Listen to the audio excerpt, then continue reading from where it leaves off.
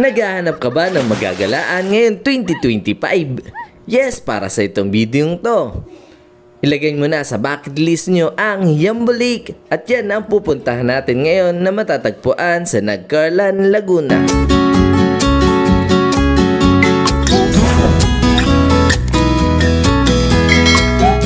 Good morning mga ka-Road Trip TV. So ngayon po ay pupuntahan natin yung Yambo Lake na matatagpuan sa Nagcarlan, Laguna. At ngayon nga po ay mapapansin nyo nga nandito tayo ngayon sa isdaan na matatagpuan sa may Calauan, Laguna na madadaanan nyo pag pupunta kayo ng Yambo Lake. So ito po ay pwede nyong kainan at ito po ay floating restaurant. So kasama natin ngayon si Darling at sa yung shoutout sa kasama namin isa. Dito ka par! Dali par!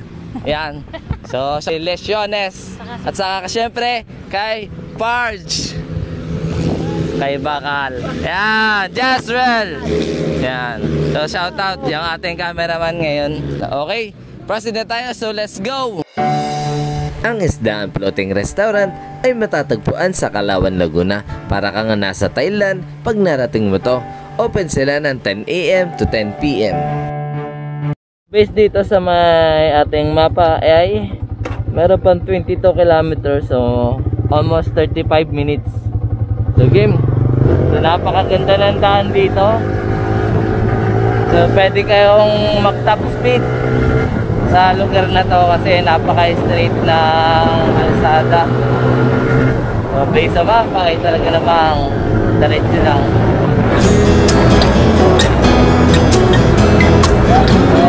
Ganda na kalsada.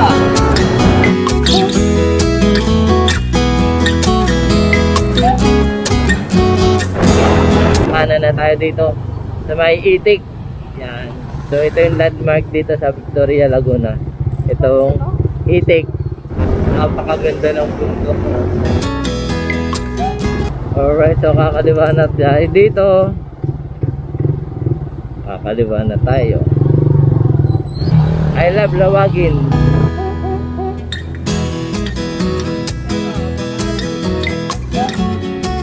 Oh, ito na oh. Kakanan tayo dito oh. Yambo Lake. Oh, yan na nga. Barangay Sursugin, Yambo Lake. So base doon sa pinagtigaan natin ay meron pang 4 kilometers papasok doon sa Yambo Lake. Ganda ng tulay oh. Wow, ang ganda. Pwede kang maligo oh. Madilim ang panahon.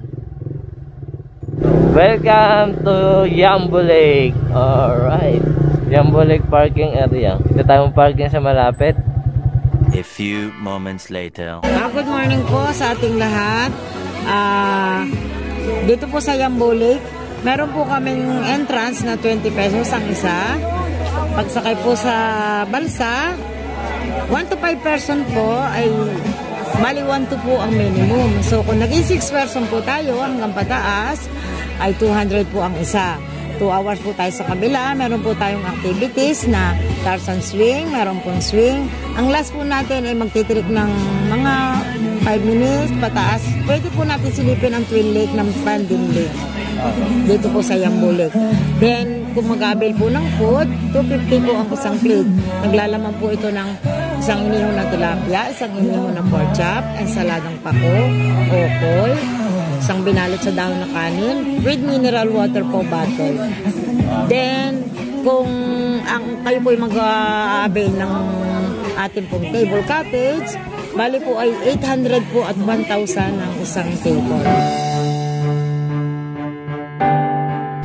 Ang Yambo Lake ay may lawak na 30.5 hectares at 38 metrong lalim ng tubig.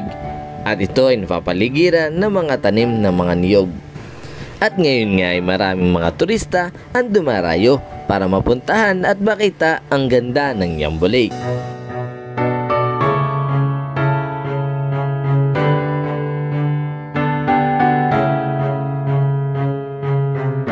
So kuya, ilang minuto yung paggaganyan nyo po? Bali 20 minutes lang sir. 20 minutes papunta dun sa pupuntahan pa natin. 20 minutes. So sabi ni kuya ay tatlong attraction yung pupuntahan natin, which is yung kauna-unahan ay yung Tarzan po sir. Tarzan. Tarzan. Ano po yung Tarzan? Bali, bibitin po kayo doon, tapos suswing po yan, tapos bibitaw kayo. Bagsak nyo naman po sa tubig. Sa tubig na. Tapos ano pa yung pangalawa? Yung swing naman po, na Swing. duyan lang na pwede, duduyan-duyan lang po, pwede po tumalon, pwede po hindi. Yung pangatlo po, sir. Viewing lang po ng Pandin Lake. Viewing ng Pandin Lake. Makikita nyo po din yung isa pong lake, maganda din po doon mag-fish. So dito pala ay dalawang yung lake na makikita. Isang Yambo Lake at saka yung isa ay Pandin Lake. So magkatabi lang daw siya. So ito, mano-mano tong ginagawa ni Kuya. So Kuya, gaano kahirap yan? Pwede bang ma-experience? Yes sir, try nyo po. So experience natin. Mami, dali. Ito. So ako lang Kuya, patest tayo. So ito, ayan. So ganito lang kahirap, mahirap din pala. So magaan lang. Magaan lang to. So mamaya, epal. Hindi naman siya ganun kabigat. Kaso mangawit kasi wala kang tigil paghigit ng tali para makapunta ka dun, no? Sa may experience mo, ikaw din. Isang oras ka dyan. Oh my God! Nasasabi ko lang na magaan. Ano experience mo? Mabigat. Mabigat. Papagod pala eh. Ano experience mo? Mangalay. Mangalay. Papunta doon sa atas. Angas, par. Ako na ngayon ng ano nyo, tour guide. Yan. Darling po, naghihigit. Yan. Hay. Tatalong ka? Oo. Gusto mo, tumalon ako dito.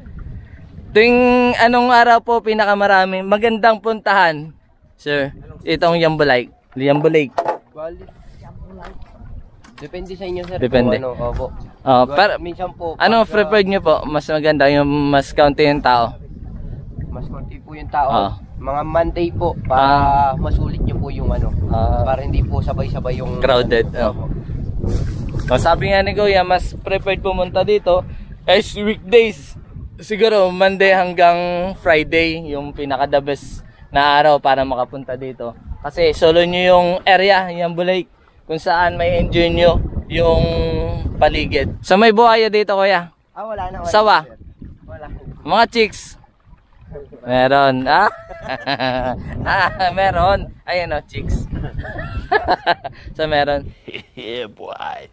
Hey, malapit na kami. So medyo naulan. So akit tayo guys. So makikita nyo nga, napakalinaw sa ilalim mo. Kitang-kita nyo kung may buhaya. Yeah, let's go. Eh, so mataas. Pero, ay, dalawa. So pwede ka dito.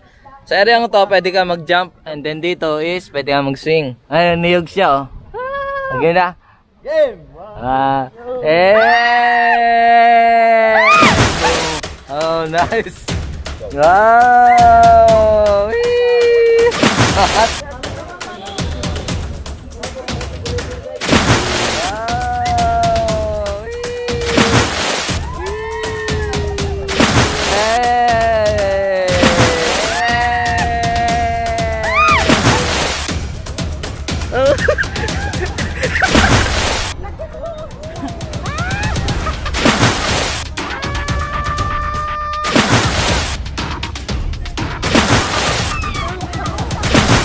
Yan, so tapos na kami sa Tarsan, na tinatawag nila. So yung pupuntahan natin pangalawa ay kaya na pangalawang puntahan? Swing. So yung pangalawa natin pupuntahan ay swing. So malapit lang, no? So mapapasin nyo nga, yun yung tinalo na natin. At saka yung pupuntahan natin ay yan, dito lang sa puntahan to. So malapit lang. So wala pang 5 minutes siguro to. Nakikita ko na. Ano experience, Mami? Ha? Ano experience? Masaya. Pagtalon? Siyempre, kaba. Kunting kaba lang kasi Mataas. mataas parang ayaw mo nang tumakas. Yeah, just Pero sulit Ano guys. experience mo? Geng. Akala mo sa malayo, okay lang, pero paglapit mo, pagtalon, ang taas pala.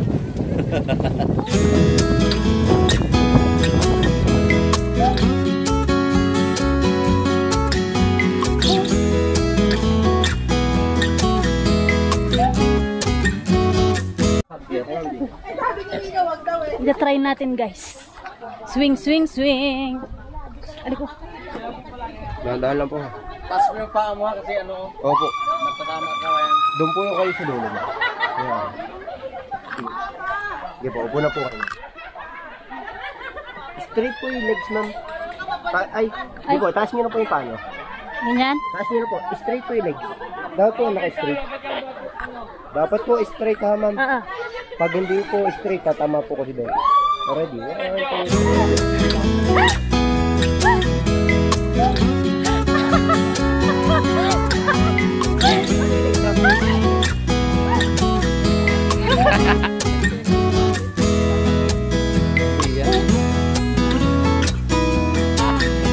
Sarap! Sarap ka yan! Sarap yan!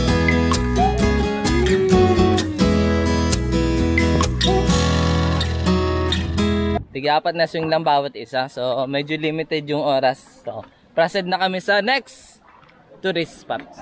Next level. Yun yung, which is yun yung Pandin Lake na kitang-kita dito. Alright! So, ito yung last attraction dito na pupuntahan natin. Ito yung Pandin Lake. So, maglalakad tayo ng almost 3 minutes lang daw paakyat. So, para makita natin yung kadugsong na lake nito. So, dalawa kasi yung lake dito, yung Yambu Lake at saka yung Pandin Lake. Yan. So, ito na nga.